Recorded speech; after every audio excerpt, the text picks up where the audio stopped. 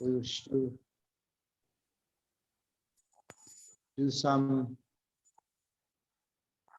recapitulation of yesterday's work, what we have discussed. Some of the devotees who did not speak and speak.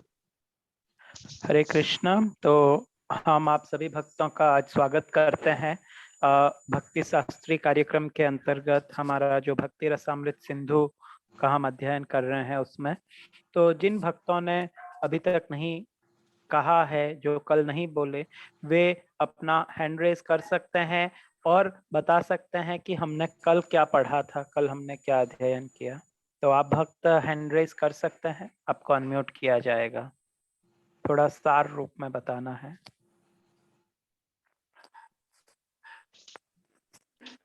कल हमने क्या क्या discuss किया उनके विषय में आप हैंड रेज कर सकते हैं।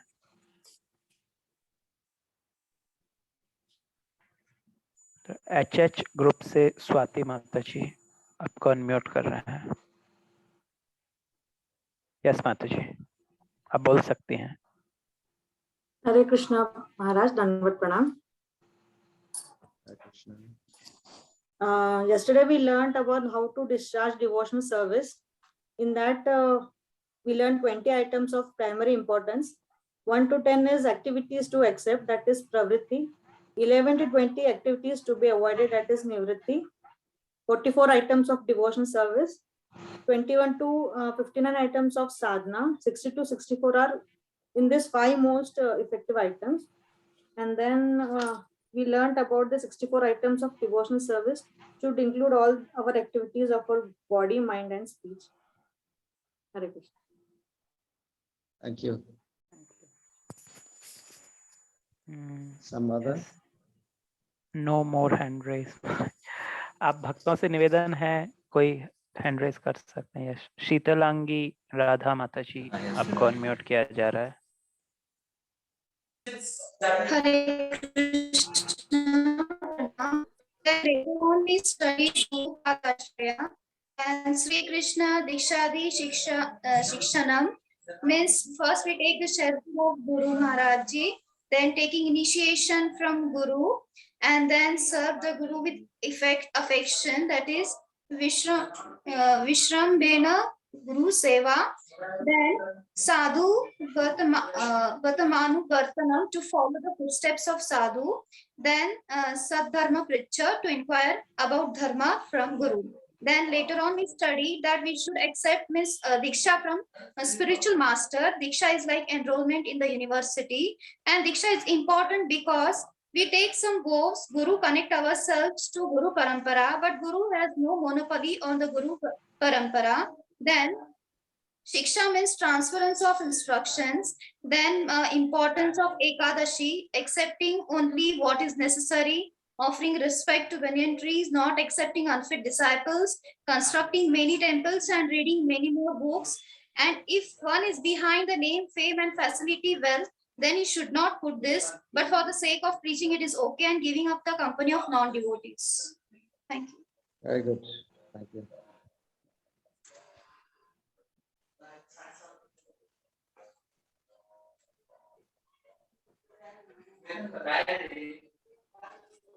माता जी, आप म्यूट कर सकती हैं।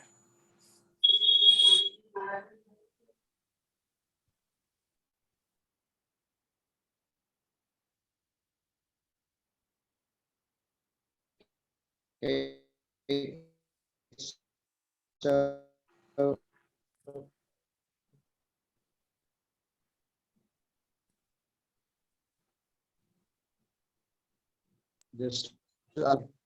just to avoid the interference in the sound, I won't be able to share my screen. So maybe next week I'll try to. So today we are starting with chapter 8. Okay. तो महाराज बता रहे हैं कि वहां पर yes महाराज, हम translating that. तो महाराज कह रहे हैं कि हरे कृष्णा महाराज, am I audible? Krishna, can you hear me, Kinchana? Yes Maharaj, we can hear you. Hare Krishna Maharaj, we can hear you. Hari बोल। We can hear you, Maharaj. I'm just going to translate what you spoke just now. तो महाराज जी बता रहे हैं कि आज वहां पर कुछ नेटवर्क का इशू है, जैसा आप देख रहे हैं, तो इस कारण महाराज अपनी स्क्रीन शेयर नहीं कर पाएंगे। तो महाराज वहां से कहेंगे और फिर हम, जैसे नॉर्मल स्क्रीन शेयर होता है वो आज नहीं होगा, अगले सप्ताह थोड़ा इसको ठीक कर लिया जाएगा। सॉरी अगेन, महाराज का नेट डिस्कनेक्ट हो गया है। पार्थसारथी प्रभु। यस प्रभु जी। महाराज को शायद वो ज्वाइन करें तो आप। यस, मैं महाराज को अनम्यूट ये करता हूँ। महाराज कैमरा ऑफ कर सकते हैं, आई गेस थोड़ा नेटवर्क का कंसर्न ज्यादा है। Yes Maharaj. Maharaj, you can off your camera so it will be the bandwidth will be improved. Okay, Yeah, yes. can you hear me now? Now, yeah, it's Right, very clear. So today's chapter 8, offenses, aparad. We're speaking about, I start to speak about the aparad, aparadha. So aparadha means that which takes us away from Radharani. तो आज हम 8वें अध्याय पर चर्चा करेंगे। तो जो 8वां अध्याय है वह है वर्जनीय अपराध। तो अपराध शब्द 2 शब्दों से मिलकर बनता है, अप और राध। तो अपराध का अर्थ होता है कि वे कार्य जो हमें राधा रानी से दूर ले जाएं, वे अपराध हैं। So when we commit offenses in devotional service, then we go away from the Aladni Shakti, and as a result we lose taste in the execution of service. तो जब हम आध्यात्मिक जीवन में अपराध करते हैं तो हम जो अल्लादिनी शक्ति हैं उनसे दूर चले जाते हैं, और इसके परिणाम स्वरूप हम जो सेवा कर रहे हैं या हम जो जप वगैरह कर रहे हैं उसमें हमारी रुचि समाप्त हो जाती है। So from the bhakti point of view, why is aparad more dangerous than papam? तो भक्ति के मतलब भक्ति के कारण या भक्ति के संदर्भ में यदि कहा जाए तो क्यों पाप की बजाय अपराध और अधिक घातक है हमारे लिए या और अधिक डेंजरस है? ऐसा क्यों है, पाप की बजाय अपराध और डेंजरस है? So the pap and punya, these are in material level, but it brings us to rajas and tamaguna. तो जो पाप और पुण्य है वे इस भौतिक जगत के हैं और उनके कारण व्यक्ति रजो और तमोगुण में आ जाता है पाप और पुण्य के प्रभाव से। But aparad is directly anti-devotional service. परंतु जो अपराध है वह एक प्रकार से आध्यात्मिक सेवा के बिल्कुल विपरीत है। So because of aparada, we go away from Krishna and we lose a taste in devotional service. तो अपराध के परिणाम स्वरूप या अपराध के कारण हम भगवान श्री कृष्ण से दूर चले जाते हैं और आध्यात्मिक सेवा में हमारी रुचि बिल्कुल समाप्त हो जाती है। So offense occurs when disrespecting something that we are supposed to be respecting. तो अपराध तब होते हैं जब हम किसी का सम्मान नहीं करते जिनका सम्मान हमें करना चाहिए। तो यदि कोई सम्माननीय है और यदि हम उनके प्रति द्वेष रखते हैं या उनका सम्मान नहीं करते तो वह अपराध होता है। And disrespect comes when we take spiritual to be material.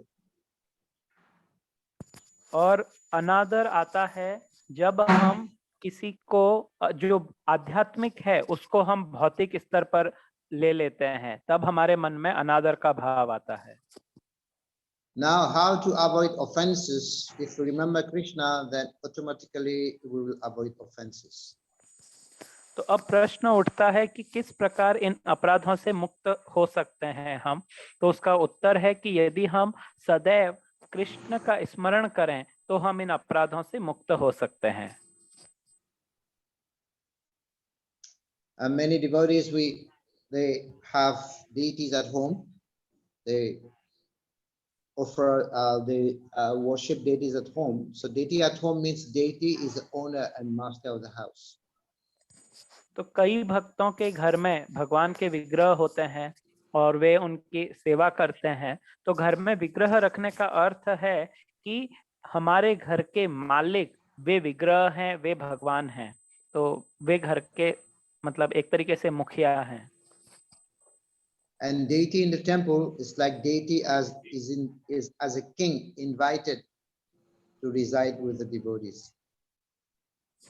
और मंदिर में जो भगवान के विग्रह होते हैं उनका अर्थ है कि एक प्रकार से जिस प्रकार हम किसी राजा को निमंत्रित करते हैं, आमंत्रित करते हैं, उसी प्रकार भगवान के विग्रह को आमंत्रित किया जाता है कि आप यहाँ पर पधारिए और भक्तों के संग में निवास कीजिए। Now we might find some contradiction. तो इसमें हमें कुछ भेद या कुछ अलग-अलग चीज दिख सकती है। If we are in front of the deities, we are not supposed to offer obeisances to anyone else. तो इसमें जो विरोधाभास है वो ये है कि श्री विग्रह के समक्ष हमें किसी को प्रणाम नहीं करना चाहिए।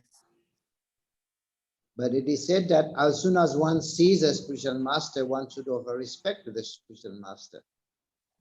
परंतु दूसरी ओर ऐसा भी कहा जाता है कि जैसे ही कोई अपने आध्यात्मिक गुरु का दर्शन करे तुरंत उन्हें प्रणाम करना चाहिए। For example, when the spiritual master enters the temple, then we glorify the spiritual master as a representative of Krishna. तो जब आध्यात्मिक गुरु मंदिर में प्रवेश करते हैं तो हम भगवान के प्रतिनिधि के रूप में गुरुदेव का महिमा गान करते हैं, उनकी महिमा बताते हैं। But the other rules is that we should not offer obeisances to anyone else in front of the deity. तो जो नियम है वह इस प्रकार से हो जाता है कि श्री विग्रह के समक्ष हम और किसी को प्रणाम नहीं करते हैं।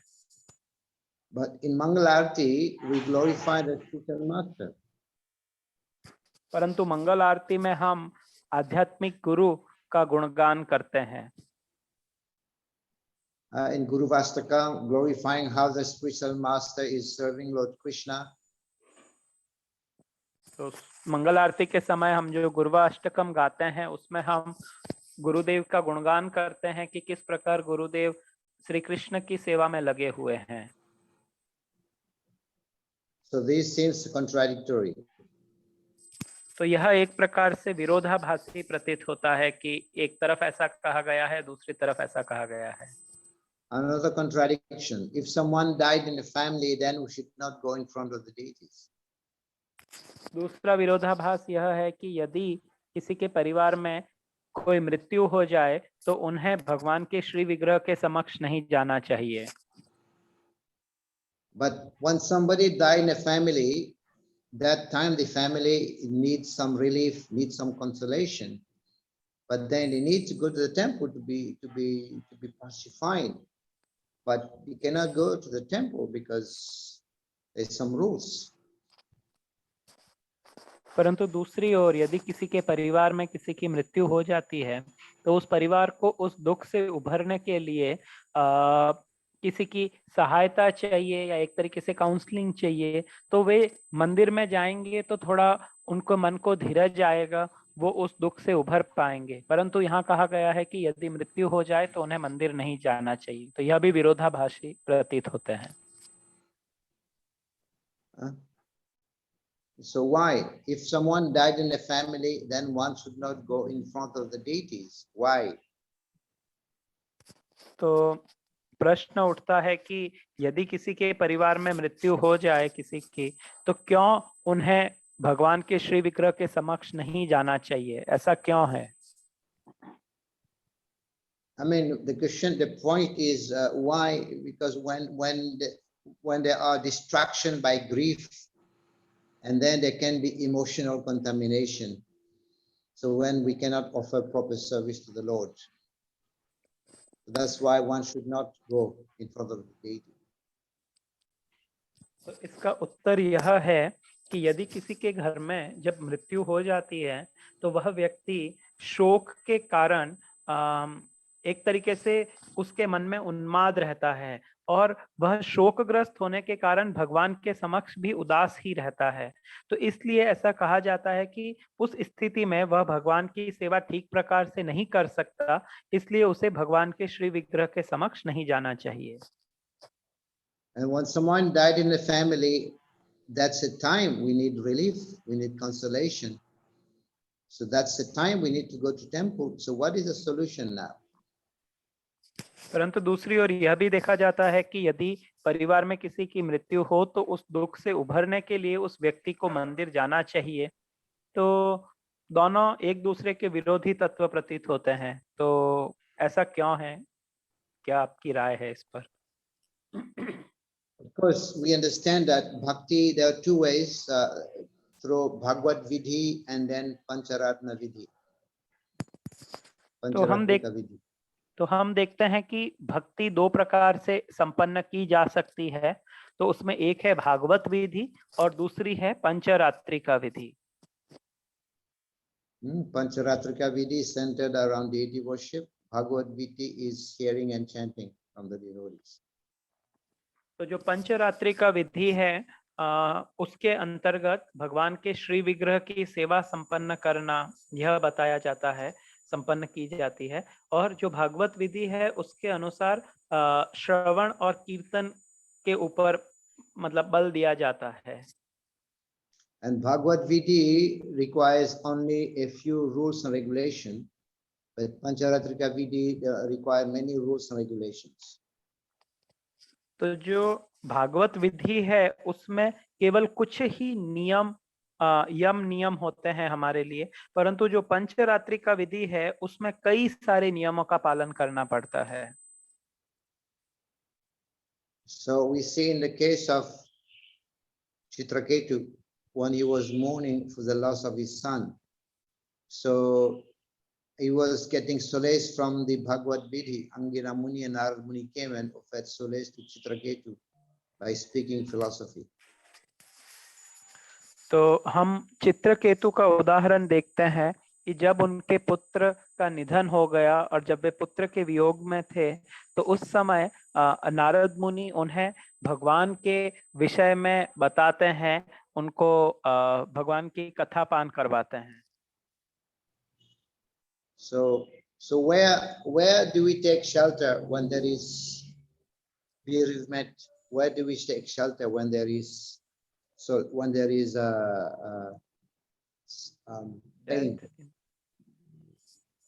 तो अब प्रश्न है कि जब ऐसी विकट स्थिति आ जाए, जब कभी परिवार में कोई मौत हो जाए या ऐसा कुछ आपातकाल स्थिति हो, तो ऐसी स्थिति में हमें किसकी शरण ग्रहण करनी चाहिए, यह प्रश्न उठता है। So if shelter is not available through Pancharatrika Vidhi, then it is available through Bhagavad Vidhi. तो जब पंचरात्रिका विधि के द्वारा शरण उपलब्ध नहीं है, अर्थात हम श्री विग्रह के समक्ष नहीं जा सकते, उनकी शरण नहीं ले सकते, तो उस समय भागवत विधि के द्वारा हमें भगवान की शरण ग्रहण करनी चाहिए। We can see even during funeral, we may not be able to do many things like pujas, weddings, and deities worship. But kirtan can be done, and reading of Ramayana or reading of Bhagavad can be done. तो जो अंतिम संस्कार होता है या जो दाह संस्कार होता है, उस समय भी हम भगवान के विग्रह की सेवा या और इस तरीके की सेवाएं संपन्न नहीं कर सकते, परंतु उस स्थिति में भी भगवान के नाम का कीर्तन किया जा सकता है, रामायण भागवत आदि से श्लोक पढ़े जा सकते हैं। So So the purpose of following rules, regulations, they are meant to avoid aparadha. तो ये जो यम नियम भक्ति के लिए निर्धारित किए गए हैं, उनका उद्देश्य है कि हम अपराधों से बचकर रहें।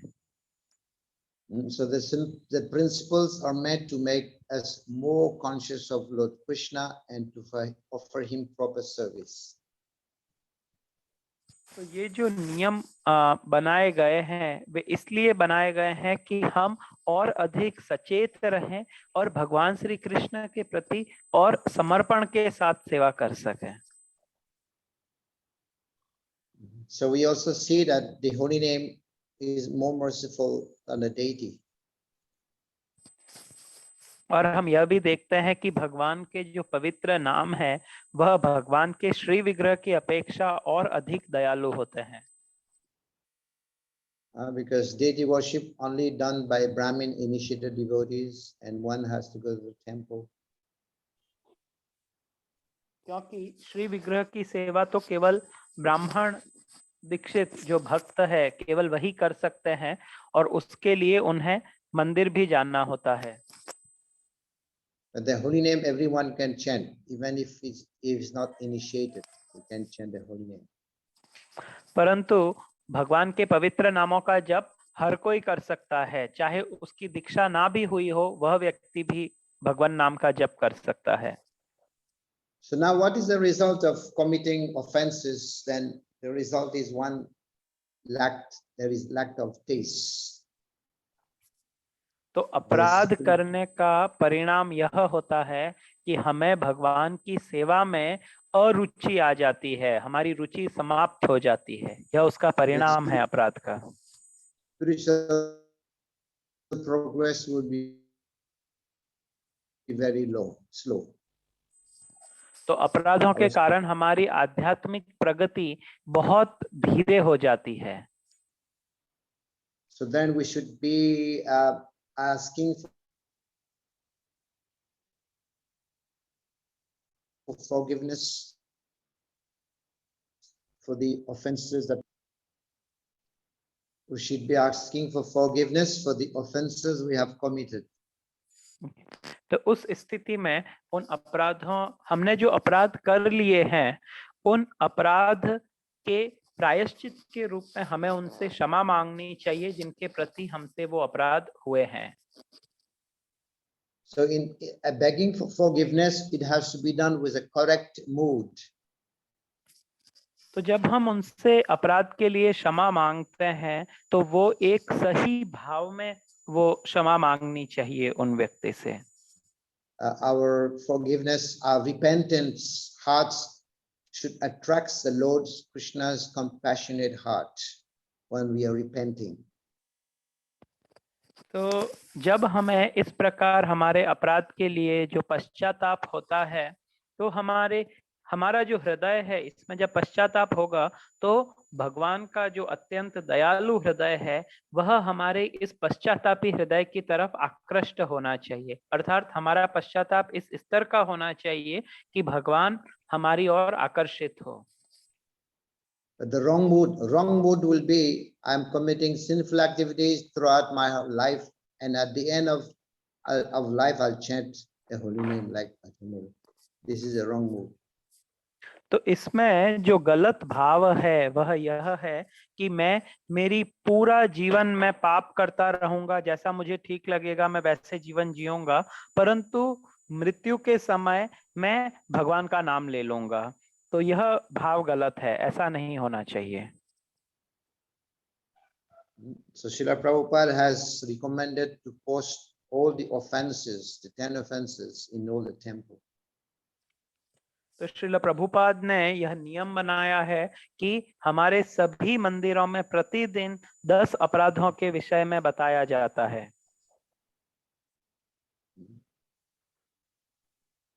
So now in this book here, chapter 8, so this in the supplementary Vedic, there is a list of 32 offenses in the matter of serving the Lord. तो इस 8वें अध्याय में भगवान की सेवा से संबंधित कुल 32 अपराधों की सूची है, उसके विषय में बताया गया है। And then there is also a list of offenses mentioned in the Varaha Puran. So Srila Prabhupada has listed 29. और इसके पश्चात वराह पुराण से कुछ अपराधों की संख्या है। तो प्रभुपाद ने वराह पुराण से कुल 29 अपराधों के विषय में आगे बताया है। And then there are 10 offenses to be avoided while chanting the holy name. और इसके पश्चात 10 नाम अपराध आते हैं जिनको पवित्र नाम का जप करते समय उनसे बचना चाहिए। So would you like to read them? I saw somebody was raising hand. No, is that okay? Can we continue or? Sure, महाराज। तो अब हम इन अपराधों को एक एक करके पढ़ते हैं, कौन कौन से अपराध हैं। महाराज, would you like me to read all the offenses like 32 and then 29 and then 10? Read the 32 first. Okay. तो जो प्रथम 32 अपराध हैं पहले हम उनको पढ़ते हैं। तो पहला है मोटर कार या पालकी में सवार होकर या जूता पहनकर अर्चा विग्रह के मंदिर में प्रविष्ट नहीं होना चाहिए। दूसरा, भगवान की प्रसन्नता के लिए जन्माष्टमी तथा रथ यात्रा जैसे उत्सवों को मनाने से चूकना नहीं चाहिए। तीसरा, अर्चा विग्रह के समक्ष नतमस्तक होने में आनाकानी नहीं करनी चाहिए। चौथा, भोजन के बाद हाथ तथा पैर धोए बिना भगवान की पूजा हेतु मंदिर में प्रवेश नहीं करना चाहिए। पांचवा, दूषित अवस्था में मंदिर में प्रवेश नहीं करना चाहिए। तो दूषित अवस्था के बारे में प्रभुपाद बताते हैं कि वैदिक शास्त्रों के अनुसार यदि किसी परिवार में कोई मर जाता है तो सारा परिवार कुछ समय के लिए अपने पद के अनुसार दूषित हो जाता है। उदाहरणार्थ, ब्राह्मण परिवार में दूषण अर्थात छूत का काल 12 दिन है, क्षत्रियों तथा वैश्यों के परिवार में 15 दिन और शूद्रों में 30 दिन होता है। छठा, एक हाथ से नमस्कार नहीं करना चाहिए। सातवां, श्री कृष्ण के समक्ष परिक्रमा नहीं करनी चाहिए अर्थात भगवान के सामने गोल गोल नहीं घूमना चाहिए। आठवां, अर्चा विग्रह के समक्ष अपने पांव नहीं फैलाने चाहिए। नवां, अपने हाथों से टखनों, कुहनी या घुटने को पकड़कर अर्चा विग्रह के समक्ष नहीं बैठना चाहिए। 10वां, कृष्ण के अर्चा विग्रह के समक्ष लेटना नहीं चाहिए। 11वां, अर्चा विग्रह के समक्ष प्रसाद ग्रहण नहीं करना चाहिए। 12वां, अर्चा विग्रह के समक्ष कभी झूठ नहीं बोलना चाहिए। 13, अर्चा विग्रह के समक्ष ऊंची आवाज में नहीं बोलना चाहिए। 14, अर्चा विग्रह के समक्ष अन्यों से बातें नहीं करनी चाहिए। 15, अर्चा विग्रह के समक्ष रोना या चिल्लाना नहीं चाहिए। 16, अर्चा विग्रह के समक्ष लड़ना झगड़ना नहीं चाहिए। 17, अर्चा विग्रह के समक्ष किसी को डांटना नहीं चाहिए। 18, अर्चा विग्रह के समक्ष भिखारियों को भिक्षा नहीं देनी चाहिए। 19, अर्चा विग्रह के समक्ष अन्यों से बहुत कटु वचन नहीं बोलना चाहिए। 20, अर्चा विग्रह के समक्ष रोएदाल कंबल नहीं ओढ़नी चाहिए। 21, अर्चा विग्रह के समक्ष किसी अन्य की स्तुति या बड़ाई नहीं करनी चाहिए। 22, अर्चा विग्रह के समक्ष किसी को गाली नहीं बकनी चाहिए। 23, अर्चा विग्रह के समक्ष अपान वायु का त्याग नहीं करना चाहिए। 24, अपने साधनों के अनुसार अर्चा विग्रह की पूजा करने से चूकना नहीं चाहिए। तो यहाँ प्रभुपाद बताते हैं कि भगवान कहते हैं कि मुझे कोई जल और तुलसी दल अर्पण करता है तो मेरी सेवा होती है, परंतु हम जब साधन संपन्न होते हैं तो हमें ऐसा नहीं कि केवल जल और तुलसी ही देना चाहिए, हमें अपनी सामर्थ्य अनुसार भगवान की सेवा करनी चाहिए, धन देना चाहिए। 25, कृष्ण को पहले अर्पित किए बिना कोई भी भोज्य पदार्थ नहीं खाना चाहिए। 26, ऋतु के अनुसार कृष्ण को ताजे फल तथा अन्न अर्पित करने से चूकना नहीं चाहिए। 27, भोजन बन जाने के बाद जब तक उसे अर्चा विग्रह को अर्पित न कर दिया जाए तब तक उसे किसी को नहीं देना चाहिए। 28, अर्चा विग्रह की ओर पीठ करके नहीं बैठना चाहिए। 29, अर्चा विग्रह को गुरु को चुपके से नमस्कार नहीं करना चाहिए अर्थात नमस्कार करते समय उच्च स्वर से गुरु की स्तुति करनी चाहिए। 30, गुरु के समक्ष उनकी कुछ प्रशंसा करना नहीं भूलना चाहिए। 31, गुरु के समक्ष अपनी बड़ाई नहीं करनी चाहिए। और 32 अर्चा विग्रह के समक्ष देवताओं का उपहास नहीं करना चाहिए। Okay.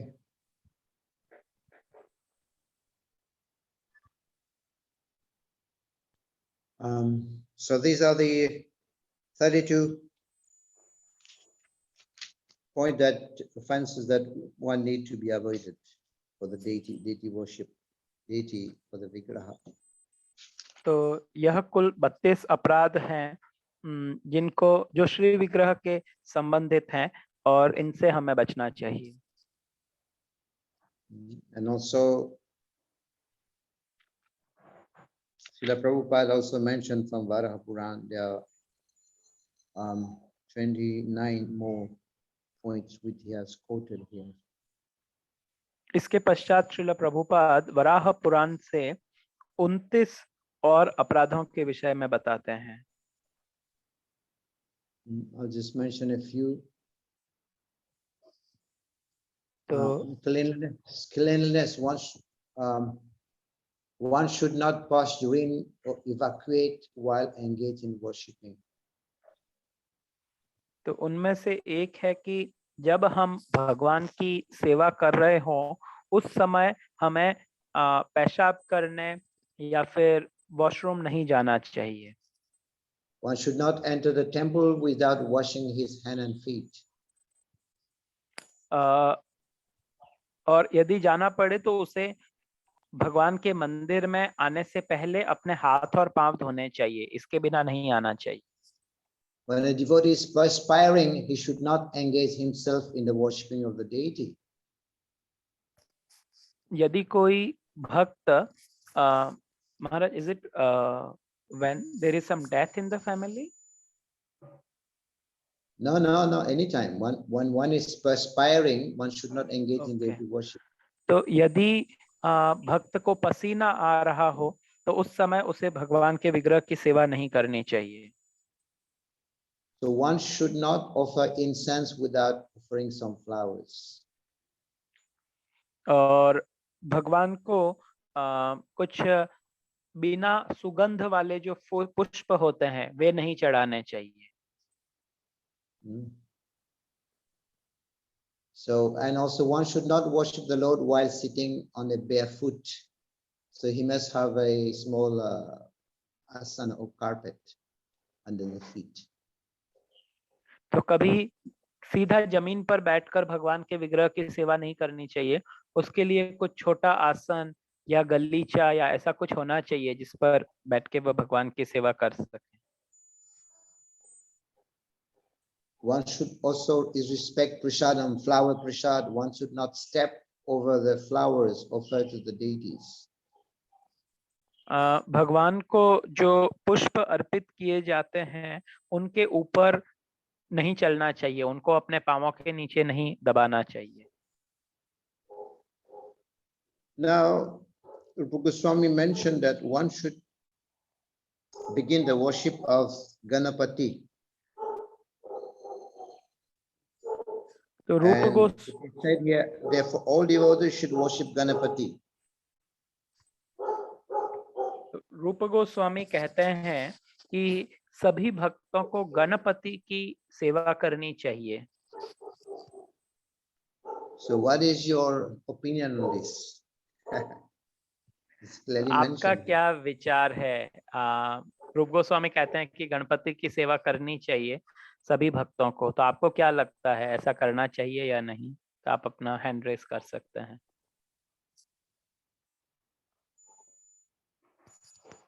एनएन ग्रुप से श्रीकांत यादव प्रभु जी आपको अनम्यूट किया जा रहा है।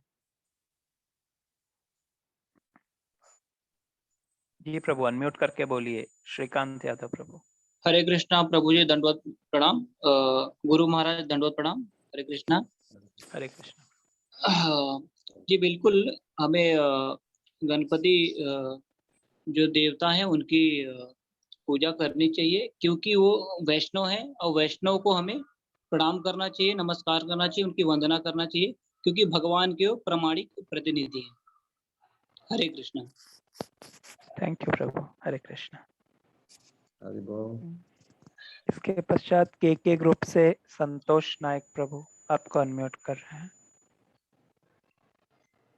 Yes, हरे प्रभु। कृष्णा, दंडवत प्रणाम महाराज जी, दंडवत प्रणाम प्रभु जी। हाँ धन्यवाद। प्रभु जी, धन्यवाद। लास्ट टाइम यही क्वेश्चन मैंने धर्मराज जी प्रभु जी को पूछा था, तो उन्होंने बताया था कि हमें उनका आदर करना चाहिए, गणपति जी का जो डेमी गॉड में थे, और उनको वैष्णव का स्थान है, उसको सम्मान देना चाहिए, लेकिन उनका पूजा विधि अपने को भगवान का ही करना चाहिए। Okay, thank you Prabhu. Yeah. Thank you, संतोष प्रभु। फिर आई ग्रुप से सीतापति रामदास प्रभु, प्रभु आपको अनम्यूट कर रहे हैं। हरे कृष्णा प्रभु जी, धन्यवाद प्रणाम। मुझे ऐसा लगता है कि गणपति जी ने सारे वेद और शास्त्र लिखे व्यास जी के अनुसार, कहने के अनुसार, तो वही हमारे आद्य हो सकते हैं। और नरसिंह भगवान को भी मतलब गणेश जी उनके वंदनीय है, तो हमें गणेश जी को आदर देना चाहिए और उनको सम्मान करना चाहिए। इस प्रकार हम उनकी सेवा कर सकते हैं। हरे कृष्णा। Thank you. हरे बोल, थैंक यू। माता जी। के ग्रुप से संत तुकाराम प्रभु। जी प्रभु जी। दंडवत प्रणाम गुरु महाराज। हरे बोल, किसान। जी हरे कृष्णा प्रभु, बोलिए, आपकी आवाज आ रही है।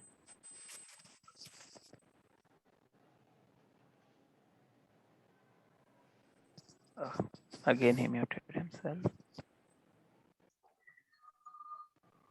प्रभु जी 1 मिनट, आपको फिर से unmute। जी प्रभु जी, अब बोलिए, अब अनम्यूट करके। हरे कृष्णा।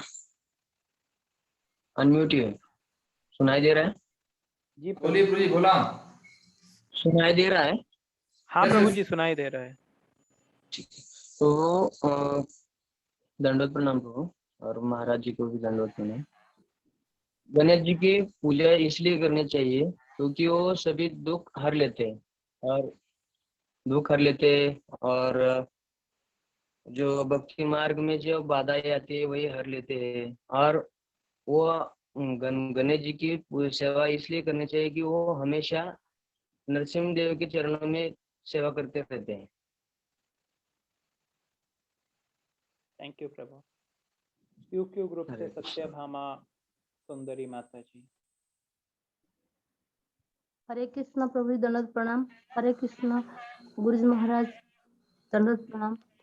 प्रभु जी, एक बात है कि हम जो पेड़ के नीचे पानी देते हैं, सारी शाखा प्रशाखा तो मतलब फल फूल हो जाता है, तो इसलिए भगवान को सारी देवता सब कुछ उत्पन्न हुए हैं, तो भगवान को पूजा करेंगे तो सब कुछ शांत हो जाएंगे।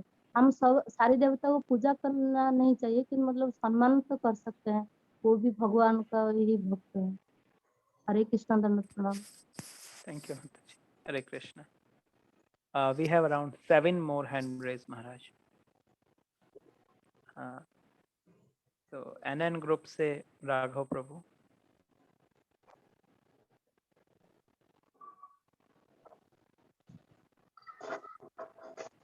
From के ग्रुप संतोष नायक प्रभु।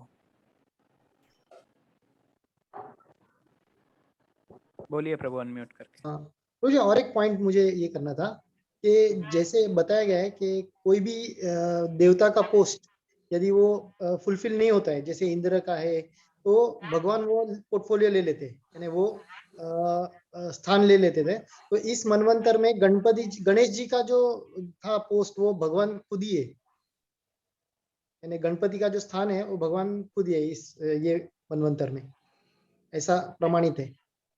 यही प्रश्न मैंने लास्ट टाइम पूछा था धर्मराज प्रभु जी को, कि ये शास्त्र में है कि गणेश जी का रिक्त था पद, तो वो भगवान, यानी उसके लिए कोई थे नहीं डेमी गॉड, तो भगवान ने वो ये स्वयं भगवान ही है उनके, गणेश जी के पद पे, यानी ये इसमें ये भी एक पॉइंट क्लैरिफाई कर सकते हैं। हाँ, ये बता देना जरा प्लीज हमको महाराज जी को। Maharaj, his point is bit different.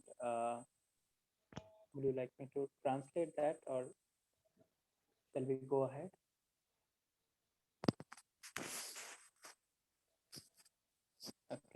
MM group से उत्तम पुरुष प्रभु। हरे कृष्ण महाराज, दंडवत प्रणाम। You getting my voice Maharaj? Yes Prabhu, we can hear you very well. I guess. As a devotee, we should pay obeisances to Lord Ganesh. We should give respect to him as a devotee. But according to Bhagavad Gita, Lord Krishna says, "Manmanva bhava mad bhakto madhyaji namastu." So we should listen this shloka and follow in our life. Thank you. Hare Krishna. तो प्रभु जी बता रहे हैं कि यद्यपि हमें गणेश जी का आदर करना चाहिए, परंतु भगवत गीता में भगवान कहते हैं कि आप मेरे भक्त बनो, मुझे नमस्कार करो, तो हमें इस श्लोक को नहीं भूलना चाहिए। माया अहिरे माता जी। हरे कृष्ण, दंडवत प्रणाम प्रभु जी। हरे कृष्ण। हमें गणपति का पहले पूजा करना चाहिए, क्योंकि गणपति के कार्य से वो विघ्न हरता है, तो हमारे भक्ति मार्ग में जो भी कुछ बाधा आती है वो निवारण करे, इसलिए पहले उन्हें वंदन करना चाहिए। और बाद में ब्रह्म संहिता में भी कहा गया है कि नृसिंह भगवान की पूजा गणपति करते हैं। तो गणपति इस तरह इसलिए वो हमारे कुछ भी बाधाएं दूर करते हैं। वो गणपति हमेशा नृसिंह भगवान की पूजा करते हैं, इसलिए हमने गणपति की पूजा और उनका सम्मान करना चाहिए। थैंक यू माता जी। डीडी ग्रुप से निवेदिता माता जी। प्रभु जी, आप सुन रहे हैं? यस माता जी, आ रही है आपकी आवाज। दंडवत प्रणाम महाराज जी। और ये जैसे माता जी ने और प्रभु जी ने बताया है कि सारी देवी देवताओं, कृष्ण भगवान की पूजा करने से देवी देवताओं की पूजा हो जाती है। लेकिन मुझे एक सवाल पूछना है कि जैसे ब्रह्मा वैवर्त पुराण में गणपति खंड में ये पढ़ा है कि शिव जी और पार्वती जी जब कार्तिकेय के बाद व्रत करते हैं पुत्र के लिए, तब तेज आता है ऊपर से और उसमें भगवान श्री कृष्ण प्रकट होते हैं, तो बोलते हैं कि आपके जैसा पुत्र चाहिए। तो भगवान कहते हैं कि मेरे जैसा तो पुत्र हो ही नहीं सकता ब्रह्मांड में, तो मैं ही आ जाऊंगा आपके अंश रूप में। तो ये कैसा है, स्वांश है कि विभिन्न अंश है गणेश जी, कैसा है, ये थोड़ा संभ्रम है। ठीक है मतलब एक मिनट, महाराज को अनम्यूट कर रहे हैं हम।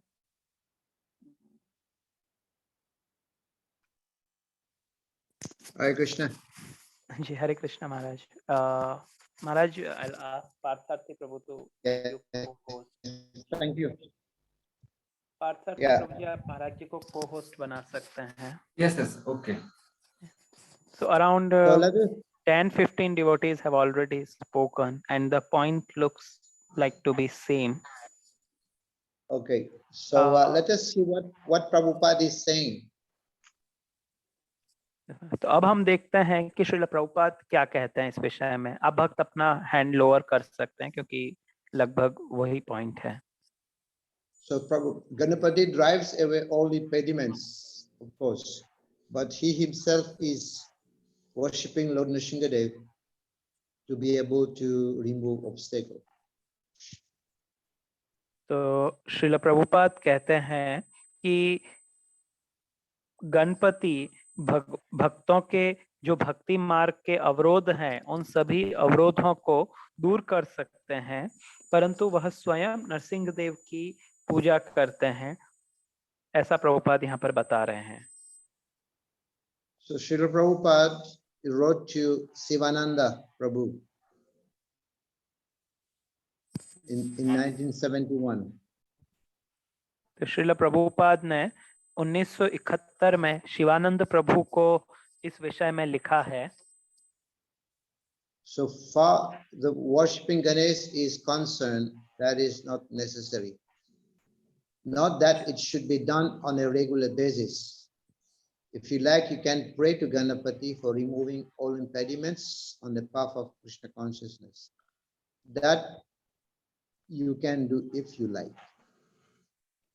तो श्रील प्रभुपाद शिवानंद प्रभु को जो पत्र लिखे, उसमें प्रभुपाद लिखते हैं कि जहां तक गणपति के आराधना का प्रश्न है, आपको उसे प्रतिदिन करने की आवश्यकता नहीं है। यदि आप चाहें तो गणपति जी से प्रार्थना कर सकते हैं अपने भक्ति मार्ग के जो अवरोध हैं उनको हटाने के लिए, परंतु प्रतिदिन उनकी पूजा करने के लिए आवश्यकता नहीं है। So in 1974, Prabhupada writing a letter to Sudama Prabhu. So the Ganesh Puja may not be performed. No, it is not to be done. No need of it. 1974 में श्रील प्रभुपाद सुदामा प्रभु को लिखे पत्र में बताते हैं कि गणेश पूजा करने की आवश्यकता नहीं है, तो हमें इसे नहीं करना चाहिए। Of course, you have all mentioned that we should respect. Earlier, last chapter, we also mentioned that we should, although we are not worshipping the demigods, but we should be able to offer full respect to the demigods. तो जैसा कि आप सभी भक्त भी बता रहे हैं और हमने पिछले अध्याय में भी ऐसा पढ़ा है कि यद्यपि हम देवी देवताओं का पूजा नहीं करते हैं, परंतु हमें उनका अनादर भी नहीं करना चाहिए। And if we say that we need to worship Ganesh, but then which mantra? Where is a mantra that is given? It's not given. So Prabhupada has not given. तो फिर भी यदि आप चाहें कि नहीं मैं तो गणपति जी की सेवा करना चाहता ही हूँ, तो उसके लिए मंत्र कहाँ है? क्योंकि मंत्र के द्वारा किसी देवता की उपासना की जाती है। तो प्रभुपाद ने कोई अलग से मंत्र नहीं दिया है गणपति जी की।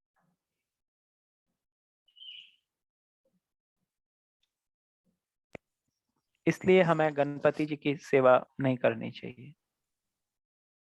So there is a question here. I see somebody is raising hand. एक भक्त प्रियंका यादव माता जी का हैंड रेस किया हुआ है एनएन ग्रुप से। माता जी, आपका कुछ प्रश्न है क्या? हम आपको अनम्यूट कर रहे हैं। हरे कृष्णा प्रभु जी। जी हरे कृष्णा माता जी।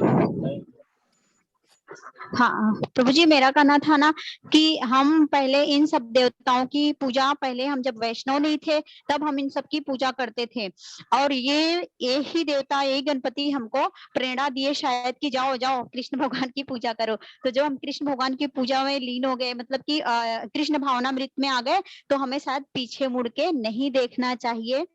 तो जब हम इसमें आ गए हैं तो और हमें सम्मान सबकी करना चाहिए। जिस तरह हम अपने माता पिता, गांव वाले, देश वालों को सबका सम्मान करते हैं, उस तरह हमें सब देवताओं का और गणपति का सम्मान करना चाहिए, लेकिन कृष्ण भगवान का ही पूजा करना चाहिए। यही देवता हमें प्रेरणा दिए हैं, पीछे पहले हम इनका ही करते थे। हरे कृष्णा प्रभु जी। थैंक यू माता जी। महाराज, there was one question when devotees were asking, and I think you were disconnected at that time. So one Prabhu said that whenever there is a post empty for any god, Krishna take care of that post, or Krishna himself takes that post. So in this Manvantar, the post of Ganpati is empty. There is no demigod to sit on that post. So Krishna himself is Ganpati in this Manvantar. So that was like kind of confusing. So if you can make some some comment, or he said that's why if we are worshipping Ganpati means we are worshipping Krishna.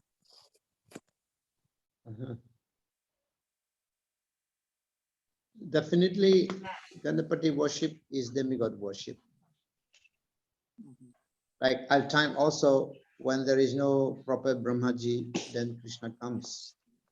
He takes Vishnu, also take the form of Brahmaji. But the worship of demigod is not mentioned. So like in this point here, although Ganesh worship is mentioned, but we have to always see what the acharyas are saying. So we have our preeminent Shiksha Guru Srila Prabhupada is writing letters to these devotees. He said that if you want, you wish, you can also pray to Ganesh for removing obstacle. But then Prabhupada is also saying that so there is no need, one may not perform, no need, and it is not to be done. no need of it. So we just have to follow what the Acharya is saying. तो प्रभु जी ने जो प्रश्न या जो point raise किया था उसके उत्तर में महाराज बता रहे हैं कि हाँ ऐसा होता है कि जब कोई पोस्ट है, जब वहां पर कोई देवता नहीं होते तो भगवान या विष्णु रूप में उन देवता की सीट पर भगवान विराजमान होते हैं, परंतु फिर भी हमें उन देवता की उपासना करने का नहीं कहा जाता है। तो यद्यपि यहाँ कहा गया है कि गणपति की सेवा करनी चाहिए, परंतु हमें ये देखना चाहिए कि हमारे जो पूर्ववर्ती आचार्य हैं वे क्या कहते हैं। तो हमारे जो प्रमुख शिक्षा गुरु हैं श्रील प्रभुपाद, वे बिल्कुल स्पष्ट शब्दों में एक पत्र में प्रभुपाद कहते हैं कि यदि आप चाहें तो गणपति की मतलब गणपति से प्रार्थना कर सकते हैं अपने भक्ति के विघ्न हटाने के लिए। और अगले पत्र में प्रभुपाद एक स्थान पर कहते हैं कि गणेश पूजा की आवश्यकता नहीं है भक्तों को, तो इसलिए हमें देवी देवताओं की या गणपति जी की अलग से कोई सेवा करने की आवश्यकता नहीं होती।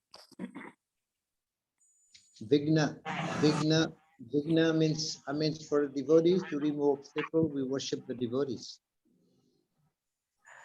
तो जो भक्त हैं वे विघ्नों को दूर करने के लिए भक्तों की आराधना करते हैं, तो भक्त भक्तों की जो विघ्न है उनको दूर कर सकते हैं। Anyone remember that song from what does it say? Is a song? Vrindavan वासी जत वैष्णवेर गण। No, in the Hariharaya Nama Krishna. Yes. Is one part of it. इच्छाई गोसाई जार चरण वंदना जहाँ होते विघ्न नाश अभिष्ट पुराण। Yes, that's the point. That's the one. So Vignanas means worshipping the acharyas, the deities, the devotees. They will be removing our obstacle. तो जो भजन है हरिहराय नमः, उसमें एक पंक्ति आती है, ए छे गोसाई चरण न वंदन जहाँ होते विघ्न नाश अभिष्ट पूरन। तो जो भक्त हैं वे जब ऐसे गोस्वामियों के, ऐसे शुद्ध भक्तों के चरणों की वंदना करते हैं तो उनके सारे कष्ट दूर हो जाते हैं, उनके विघ्न दूर हो जाते हैं। Okay, so we have to move a little bit. So there are also 10 offenses against the chanting of the holy name. Can read that also. Yes, महाराज। तो अब हम आगे बढ़ते हैं। तो भगवान के पवित्र नाम के विरुद्ध 10 अपराध हैं, तो इनको हम जल्दी से पढ़ते हैं, जिनको हम प्रतिदिन मंदिर में पढ़ते हैं। पहला है, जिन भक्तों ने भगवान नाम के प्रचार हेतु अपने जीवन अर्पित कर दिए हैं उनकी निंदा करना। दूसरा, शिव या ब्रह्मा जैसे देवताओं के नामों को भगवान विष्णु के नाम के तुल्य या उनसे स्वतंत्र समझना। तीसरा, गुरु की आज्ञा का उल्लंघन करना। चौथा, वैदिक साहित्य या प्रमाणों की निंदा करना। पांचवा, हरे कृष्ण महामंत्र की महिमा को काल्पनिक समझना। छठा, भगवान नाम पर मनमानी व्याख्या करना। सातवां, भगवान नाम के बल पर पाप करना। आठवां, हरे कृष्ण कीर्तन को वेदों में वर्णित शुभ अनुष्ठानों में से एक कर्म कांड समझना। नौवां, श्रद्धा रहित व्यक्ति को पवित्र नाम की महिमा का उपदेश देना। तथा 10वां है, इस विषय में अनेक उपदेशों की समझ लेने के बाद भी पवित्र नाम कीर्तन में पूर्ण श्रद्धा न रखकर भौतिक आसक्ति बनाए रखना। Good. So these are the offenses mentioned. There are 32 offenses in regard to deity worship, and there are also 10 offenses. Again, the chanting the holy name. So there are offenses: seva prad, nama prad, and also Vaishnava prad. तो इस प्रकार हमने देखा कि पहले total कुल 32 अपराध हैं जो कि श्री विग्रह से संबंधित हैं, और फिर 10 नाम अपराध भी हैं। तो अलग अलग प्रकार के अपराध होते हैं, जैसे सेवा अपराध, नाम अपराध, वैष्णव अपराध आदि। So the first offense is especially to blaspheme devotee, not any devotee, but especially those who are preaching Krishna consciousness, who are preaching the holy name.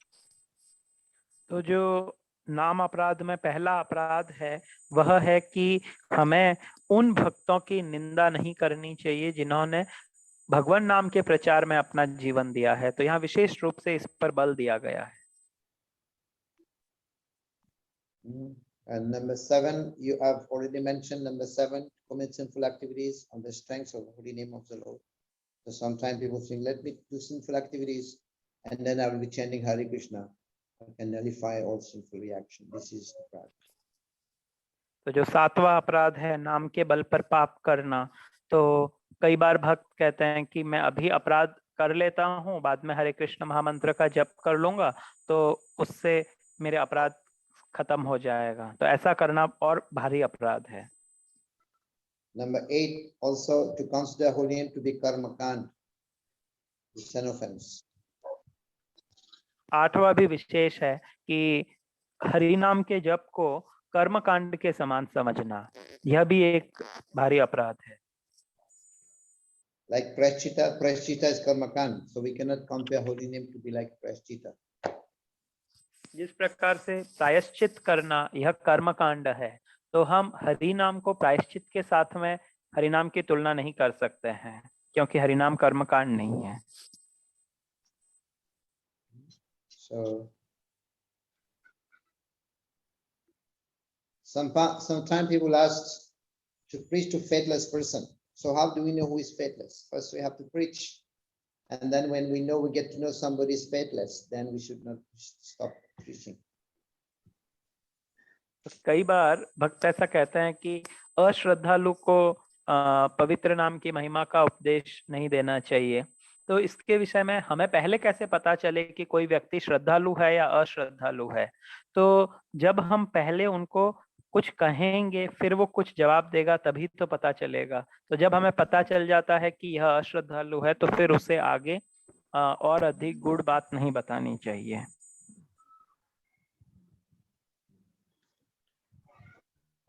Hare Krishna. Yes, Maharaj. Hare Krishna, Maharaj. We can hear you. My voice is clear? Yes, Maharaj. It's very much clear. I cannot hear you properly. Okay.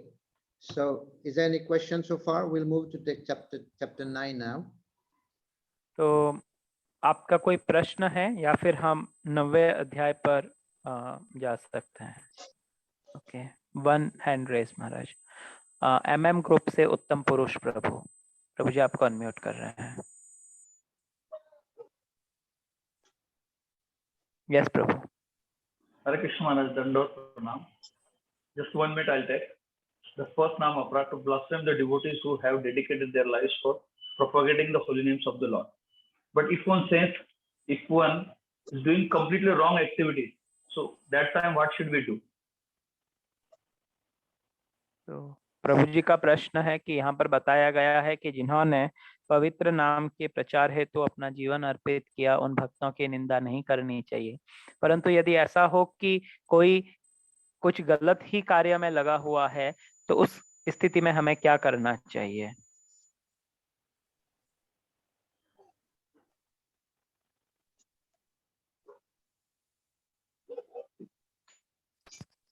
हरे कृष्णा।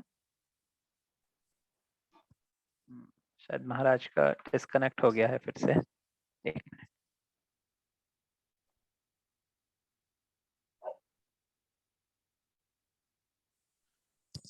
पार्थसारथी प्रभु, आप महाराज को को host बना दीजिए please. Yes, yes, Prabhu, yeah. Hare Krishna. 1 minute, Maharaj. Hare Krishna Maharaj. Yes, Maharaj, you are co-host now. So, Prabhuji was having a question. Were you able to hear it, Maharaj, or would you like me to repeat that? Repeat the question. So the question was that it is mentioned here that we should not blaspheme, those who have dedicated their life in propagating Krishna consciousness. But sometimes we see that, or if there is a case where, those devotees who have done this and now they are engaged in some wrong activities or sinful activities, in that case, what should we do? I could not get it.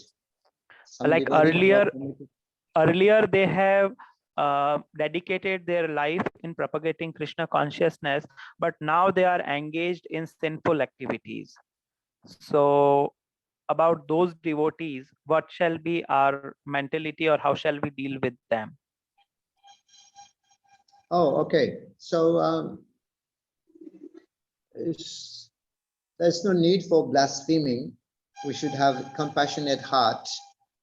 And if somebody is doing some wrong activities, there is always some authority, higher authority. We cannot just go and, if he's senior, we cannot just go and talk to him. So we can always approach a senior devotee